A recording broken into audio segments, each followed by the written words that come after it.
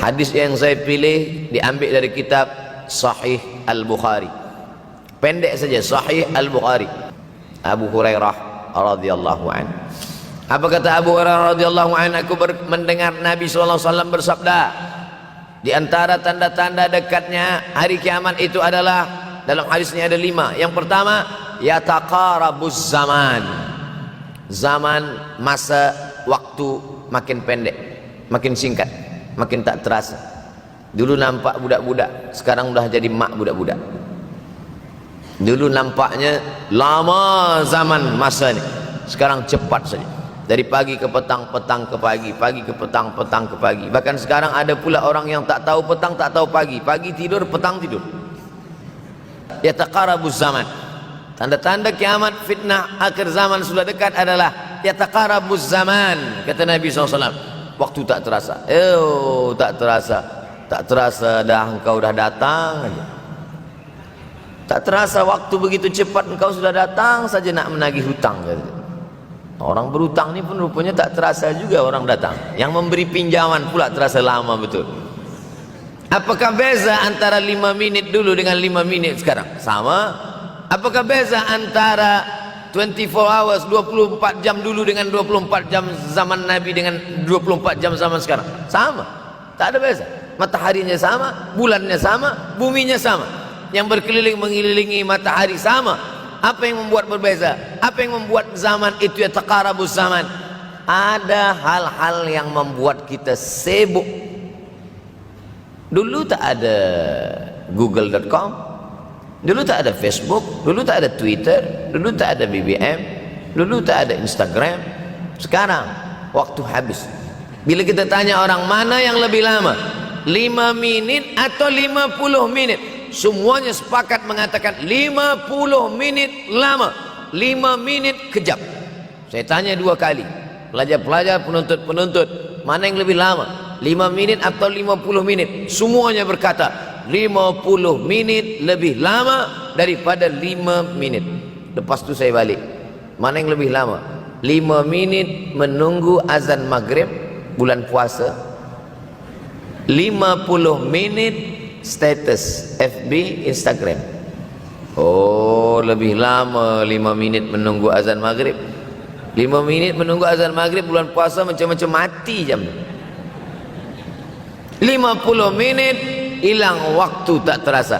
Itu menunjukkan hadis Nabi itu, semakin saya baca hadis Nabi, makin kuat keyakinan saya, makin kuat iman saya, makin hilang keraguan saya bahwa yang berbicara ini bukan manusia biasa, tapi dia dapat wahyu dari Allah. Wa ma yantiqu anil hawa in huwa illa wahyun yuha, melainkan wahyu dari Allah Subhanahu wa taala. Yataqarabuz zaman.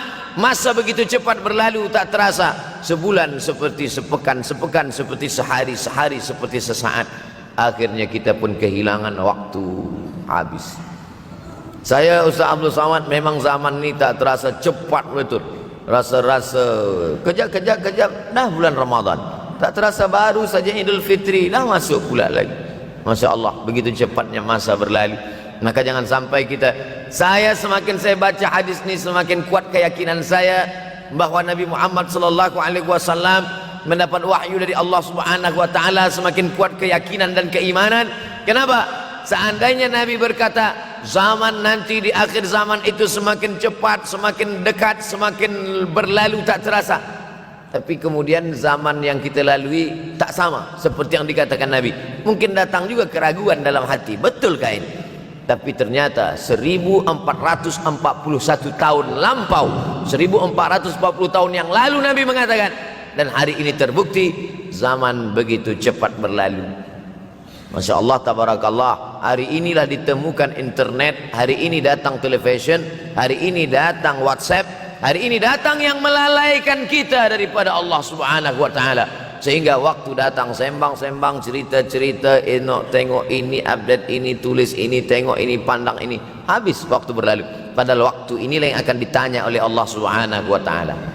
Yang pertama, manfaatkan waktu, kerana waktu di akhir zaman ini yataqarabuz zaman. Kerana waktu semakin dekat tak terasa, hilang, berlalu. Maka isilah waktu ini dengan ibadah. Jangan sampai ada waktu yang kosong. Duduk sejenak kosong berselawat. Allahumma salli ala sayyidina Muhammad wa ala ali sayyidina Muhammad. Allahumma salli ala sayyidina Muhammad wa ala ali sayyidina Muhammad. Sempat-sempatkan ambil wuduk solat duha walau 2 rakaat. Sempat-sempatkan sebelum tidur malam solat witir 3 rakaat, supaya tidur kita sentiasa dalam wuduk dan kita sempat solat witir. Andai mati kita malam itu, insyaallah mati dalam keadaan husnul khatimah. Usolli sunnatal witri salasa rakaatin lillahi ta'ala. Nanti malam jaga tidak witir lagi, hanya tahajud saja. Sempat-sempatkan solat tahajud. Elok amat sangat baik solat wuduk 2 rakaat. Usolli sunnatal wuduk rakaatain lillahi ta'ala. Selepas solat wuduk solat sunat taubat. Solat sunat taubat rakaatain lillahi ta'ala. Selepas solat sunat taubat solat sunat hajat. Usolli sunatal hajat. Selepas itu barulah solat sunat tahajud 8 rakaat. Nak tambah lagi 10, 12, 14 elok, tak salah, karena dia tiada batasan.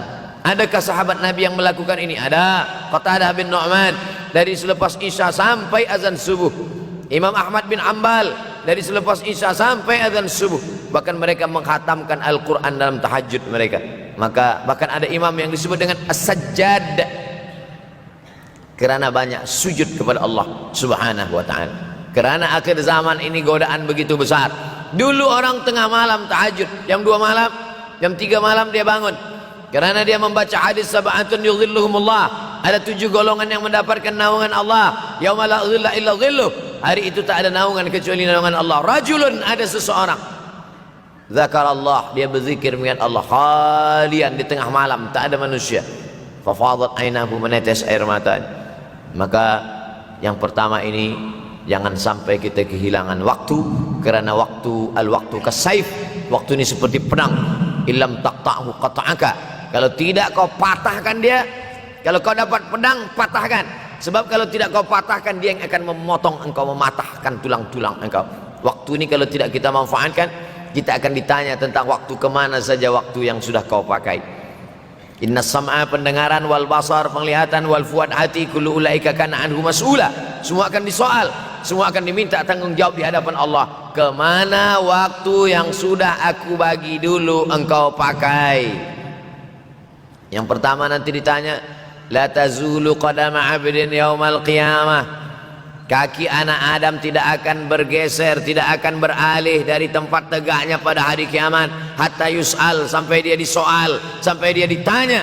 La tus'alunna yauma idzin 'anin na'im. Banyak yang akan ditanya nanti, tapi Nabi bagi tahu di antara yang akan ditanya dari sekian banyak nikmat itu 4. Yang pertama, an umrihi fima afnah. Umur kemana engkau habiskan? Hari ini ada anak-anak muda belia umurnya 17 tahun.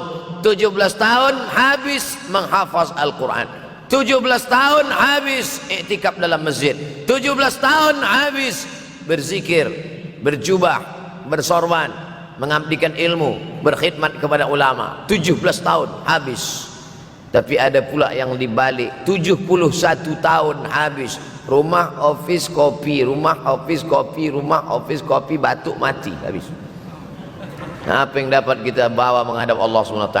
Yang pertama, yataqarabuz zaman. Yang kedua adalah wa yanqusul ilmu. Ilmu semakin berkurang. Kalau sudah ilmu berkurang, apa yang bertambah? Jahil. Kalau ilmu bertambah, jahil berkurang. Kalau ilmu berkurang, jahil bertambah. Mana ada orang jahil cakapnya didengar orang? Saya dulu awal-awal membaca hadis ini, wa yanqusul ilmu. Ilmu berkurang, jahil bertambah. Rasanya tak mungkin, tak logik, tak masuk akal. Mana ada orang tak berilmu cakap dia didengar? Sekarang baru saya faham. Dulu orang tak berilmu ditinggalkan orang. Sekarang orang tak berilmu, asal dia pandai berbicara, dia akan didengar orang. Bahkan orang jahil pula punya channel. Apa namanya? Jahil.com. Orang jahil punya channel. Banyak pula follower dia daripada follower kita. Banyak pula viewer dia daripada viewer kita. Sebab apa? Sebab yang menyaksikan tiada berilmu, yang berbicara tiada ilmu. Oleh sebab itu maka kita galakkan menuntut ilmu di majlis-majlis ilmu. Untuk apa Abdul Somad sudah berumur 43 tahun pun masih pergi juga lagi ke Sudan belajar? Apa yang nak dicari ini? Tak lain tak bukan Mudah-mudahan kita termasuk orang yang sampai akhir hidupnya mencari ilmu, insyaallah. Saya datang kemari bukan niat mengajarkan ilmu. Saya datang ke Malaysia tetap niatnya belajar mencari ilmu. Man salaka tariqan, siapa yang melangkahkan kaki melalui suatu jalan, yaltamisu fihi ilman, siapa yang melalui suatu jalan niatnya untuk mencari ilmu, sahalallahu lahu bihi tariqan ilal jannah, dimudahkan Allah jalannya menuju surga. Innallaha la yantazi'ul ilma intiza'an. Innallaha la yanzi'ul ilma intiza'an. Allah kalau mencabut ilmu, bukan macam mencabut pokok kayu dari tanah. La yantazi'ul ilmu intiza'an. Allah tidak mencabut ilmu macam mencabut pokok kayu dari tanah hingga ke akarnya, enggak. Lalu bagaimana ilmu ini dicabut? Biqabdil ulama. Dengan matinya ulama, maka habislah ilmu. Meninggal Imam Syafi'i, berkurang ilmu. Meninggal Imam Nawawi, berkurang ilmu. Meninggal Imam Fulan, berkurang ilmu. Maka yang hadir adalah al-juhala. Yang lebih menakutkan lagi adalah al-juhala bi thawbil ulama. Orang jahil dengan pakaian ulama. Abdul Somad tidak mengatakan dirinya ulama.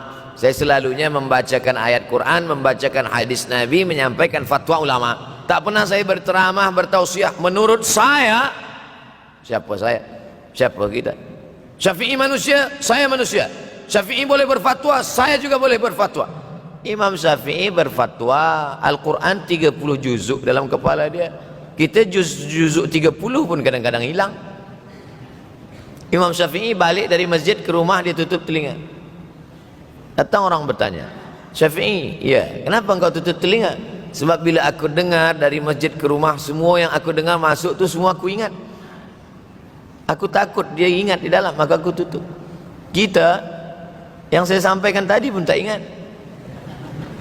Oh, ustaz mengejek kami, enggak. Jangankan yang mendengarkan, yang bercakap pun tak ingat. Nasib baik datang orang Jepun mengingatkan kita. Nah, ini nama dia Sony. Manusia ini lupa.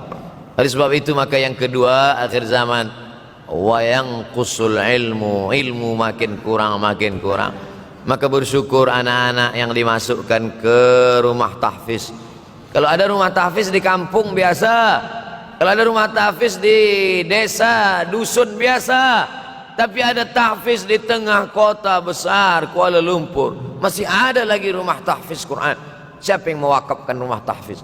Siapa yang memberikan beras? Siapa yang memberikan duit? Siapa yang memberikan belanja? Siapa yang mengirimkan ustaz? Masya Allah, tabarakallah. Maka ini semua mudah-mudahan kita istiqamah semuanya insyaallah. Supaya apa? Supaya lahirlah anak-anak kita yang alim, berilmu. Karena ini makin banyak orang jahil, alftau bi ghairi ilmin, memberikan tazkirah, fatwa tanpa ilmu, dhalla wa adalla, dhallu wa adallu, sesat, menyesatkan. Kalau setakat sesat saja, ini sudahlah sesat, menyesatkan. Na'udzubillah. Masuk yang ketiga. Yang ketiga adalah wa yanqusul ilmu, setelah habisnya ilmu-ilmu ini semua dicabut oleh Allah Subhanahu wa taala. Lalu kemudian setelah ilmu dicabut Allah Subhanahu wa taala, wa yulqas syuh. Wa may yuqashuh, sin dengan hak kecil.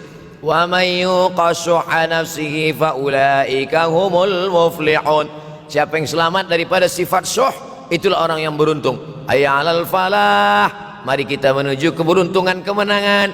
Siapa orang yang menang? Selamat daripada sifat syuh. Ada orang menerjemahkan syuh ini pelit, bakhil. Bakhil ada yang lebih parah daripada bakhil. Syuh. Bakhil ini, bakhil tidak ingin memberikan uangnya untuk orang lain. Itu bakhil. Dia ada uang 10 ringgit, uang itu hanya dia makan saja, dia tak mau walaupun setengah sen kepada orang lain. Itu namanya bakhil. Kalau syuh ini, duit dia simpan, duit orang pula dia makan. Nah, itu syuh. Jadi lebih parah lagi. Oleh sebab itu kalau sudah ilmu ini dicabut, orang menjadi jahil, maka datang penyakit syuh yang ketiga. Apa itu syuh? Hubbud dunya, hubbul mal, wa tuhibbul mala hubban jamma. engkau sayang kepada harta, amat sangat sayang. Dia pegang semuanya sampai tak meleleh, tak menetes walaupun satu tetes. Akhirnya mereka inilah pendusta-pendusta agama. Ara'aital ladzi yukadzibu biddin, tahukah kamu siapa itu yang mendustakan agama? Fadzalikal ladzi yad'ul yatim, mereka itu yang membiarkan anak yatim. Wala yahuddu ala ta'amil miskin, dia tidak mempedulikan makanan orang miskin. Sebab apa? Bukan sebab tak ada harta, sebab syuh. Kenapa syuh? Sebab tak ada ilmu. Tak ada ilmu tentang akhirat. Dia pegang, dia pegang, dia pegang, dia simpan, mati, habis. Yang dia bawa hanyalah 1, 2, 3 helai kain kafan saja. Itulah mengapa Sultan Turki, Sultan Muhammad Al-Fatih, Sultan Abdul Hamid, coba tengok gambar Sultan Muhammad Al-Fatih, Sultan Abdul Hamid Turki dulu. Sorban dia besar-besar. Saya dulu terkejut, lama saya tengok, kenapa sorban orang Turki ini besar-besar. Lama-lama saya baca, rupanya sorban orang Turki itu kain kafan. Tuan-tuan balik dari sini beli kain kafan 2 meter, ikatkan kepala, bawa sembahyang supaya ingat mati. Bolehkah menyiapkan kain kafan? Baca kitab Tanbihul Mughtarrin, peringatan bagi orang-orang yang tertipu. Di situ ditunjukkan banyak ulama, bahkan mereka menggali tanah di dalam rumahnya. Malam-malam dia tahajud, selepas tahajud dia duduk di dalam tanah itu supaya terasa bagaimana rasanya mati. Gali tanah 2 meter, masuk ke dalam. Tapi kalau nak buat itu kita saja dengan Allah. Jangan pula, banyak juga orang sekarang udah gali tanah masuk ke dalam, streaming pula. Hai guys, nak rasakan mata? Mana boleh terasa? Kita saja masuk ke dalam, rasakan macam mana rasa. Sebab kalau cakap saja, marilah kita ingat mati, takutlah kita pada mati, kita tak tahu bagaimana rasa mati. Kalau nak merasakan bagaimana rasa mati, nanti kalau ada orang mati meninggal dunia, masuk kita ke dalam, kita sambut jenazah, kita letakkan, kita duduk, rasakan. Ketika Fatimah meninggal, Fatimah emak Sayyidina Ali meninggal, Nabi masuk ke liang lahat. Masuk Nabi ke liang lahat, Nabi berdoa di dalam. Ketika Utsman bin Maz'un meninggal, Nabi masuk ke dalam, Nabi pegang jenazah Utsman bin Maz'un, meleleh air mata Nabi turun ke misai, turun ke janggutnya, turun menetes sampai ke bawah. Merasakan bagaimana rasanya di dalam. Dulu saya pernah berjumpa dengan seorang pemuda, telinga dia pakai anting subang. Lalu kemudian saya tengok banyak tato dia. Saya tanya, macam mana cerita awak bertaubat dulu? Mak saya meninggal, Ustaz Abdul Somad. Lepas tu saya tegak di tepi kubur. Macam ada yang menolak saya dari belakang, masuk saya ke dalam. Masa masuk itulah terasa sejuk di kaki, datang rasa takut saya. Makanya kalau ada orang yang sudah kita bagi tazkirah, bagi nasihat tak juga, nanti ada orang meninggal, bawa dia agak dekat, senggolkan sikit, jatuh.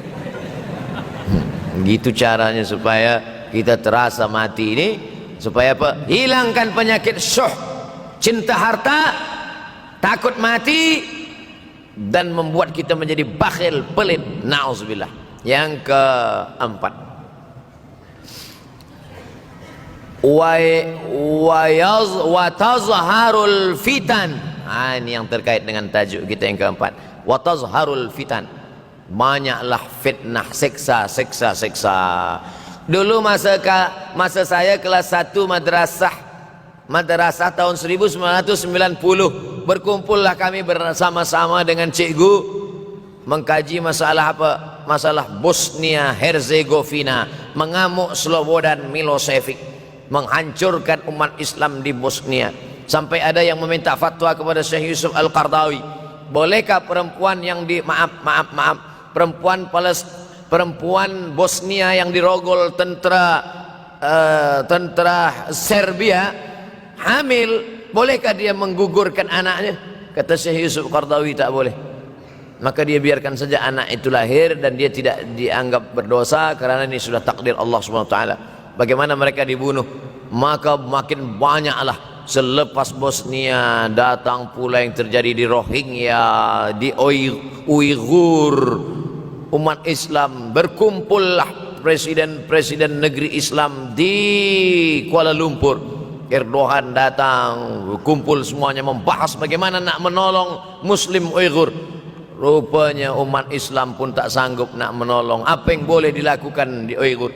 Berdoalah umat Islam. Rupanya Allah kalau mau menolong mudah saja. Mudah saja Allah menolong. Tidak datang rudal skat, tidak datang tentera, tidak datang senjata, cukup datang corona, selesai. Allah Subhanahu wa taala, wa makaru wa makarallah. Mereka membuat tipu daya, Allah balas dengan tipu daya yang lain. In tansurullah, kalau kau tolong, ittaqu da'watal mazlum, takutlah kamu terhadap doa orang-orang yang teraniaya. Fa innahu laisa bainahu wa bainallahi hijab, karena di antara dia dengan Allah tak ada hijab sama sekali. Wa yakthurul wa tazharul fitan, banyaklah fitnah. Yang terakhir yang kelima, wa yakthurul haraj. Wa yakthurul haraj, banyak terjadi haraj kata Nabi. Sahabat pun bertanya, ya Rasulullah, wa mal haraj, apa haraj itu ya Rasulullah? Kata Nabi SAW, al haraj al qatlu, nanti di akhir zaman itu akan banyak pembunuhan. Dulu pun banyak juga pembunuhan, tapi tak banyak sekarang. Pembunuhan di Palestina sampai sekarang tak berakhir. Pembunuhan Rohingya tak berakhir. Pembunuhan di Uighur, pembunuhan. Dulu imam-imam masjid, imam salat tarawih dulu di Masjidil Haram, Allahumma ansuril Islam wal muslimina fi Palestin. Dulu satu aja. Selepas itu bertambah, Allahumma ansuril Islam wal muslimina fi Palestin wa Suriah. Selepas itu bertambah lagi, Allahumma ansuril Islam wal muslimina fi Palestin wa Suriah wal Yaman. Selepas itu bertambah wa Uighur wa, akhirnya wa fi kulli makan. Semakin bertambah. Oleh sebab itu maka ini di antara fitnah akhir zaman. Man lam yahtam bi amril muslimin falaysa minhum. Selepas kita kaji hadis ini, apa tujuan kita? Tujuan kita semakin menguatkan keyakinan, banyak-banyak beribadah, nasihatkan anak menantu, sahabat, jiran, tetangga supaya semakin istiqamah menjalankan syariat, rajin-rajin solat berjamaah, banyak-banyak berzikir, hatamkan Al-Quran, banyak-banyak berinfak, banyak-banyak bersedekah. Andai mati kita, insya Allah mati dalam keadaan husnul khatimah.